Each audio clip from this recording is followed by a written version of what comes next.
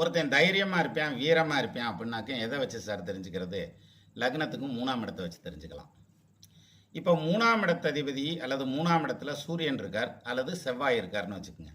அவங்க ரொம்ப ஸ்டெமினா ஜாஸ்தியாக இருக்கும், வேகமாக இருப்பாங்க, சல்லு சல்லுன்னு செய்வாங்க எந்த காரியங்கள் செஞ்சாலும். அப்போ வந்து வீரமானவர்கள், வீர தீர பராக்கிரமம் நிறைந்தவர்கள் அப்படின்னு எடுத்துக்கலாம். பட் இந்த சூரியனுக்கும் செவ்வாய்க்கும் ஒரு பெரிய வேறுபாடு இருக்குது. என்னன்னா, இப்போ 3ஆம் இடம் அல்லது 3ஆம் இடத்ததிபதியோட சூரியன் சேர்ந்துருந்ததுன்னா அவங்க எல்லார்த்த விட மேலே போகணுங்கிற இன்டென்ஷன் ஜாஸ்தியாக இருக்கும். அதுக்காக அவங்க நல்லா ஸ்ட்ரெயின் பண்ணி அந்த முயற்சியெல்லாம் எடுப்பாங்க, அதில் ஜெயிப்பாங்க. ஆனால் இந்த செவ்வாய் வந்து 3ஆம் இடத்துலையோ 3ஆம் இடத்ததிபதியோடையோ கனெக்ட் இருந்தால் இதே மாதிரி தான் அவங்களும் வருவாங்க. ஆனால் என்ன பிரச்சனைனா, இவங்க விட்டு கொடுக்க மாட்டாங்க. யார்? இந்த செவ்வாய்.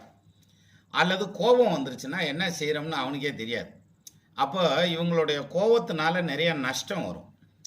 திறமைன்னு எடுத்துக்கிட்டோம்னா சூரியனுக்கும் சரி செவ்வாய்க்கும் சரி 3ஆம் இடத்தோட கனெக்ட் ஆகல பர்ஃபெக்டாக இருக்கும். ஆனால் இந்த காரியத்தை முடிச்சு சக்ஸஸ் அப்படின்னு வர்றது சூரியனோட கனெக்ட் ஆகிருந்ததுன்னா சீக்கிரம் வரும். செவ்வாயோட கனெக்ட் ஆகிருந்தால் தவறுறதுக்கு வாய்ப்பு இருக்குது, சக்ஸஸ் தவறுறதுக்கு வாய்ப்பு இருக்குது. அப்போ என்ன பண்ணணும் அப்படின்னா, இந்த செவ்வாய் வந்து 3ஆம் இடத்துலையோ 3ஆம் இடத்த அதிபதியோடய கனெக்ட் ஆகிருந்தா கூடுமான வரைக்கும் கொஞ்சம் பொறுமையாக இருக்க கற்றுக்கணும், விட்டு கொடுத்து போகணும். அப்போ தான் அந்த சக்ஸஸ் கிடைக்கும். அப்போது 3ஆம் இடம்ங்கிறது வந்து வீரியஸ்தானம், தைரியஸ்தானம். அதில் இந்த சீக்ரெட் இருக்குது.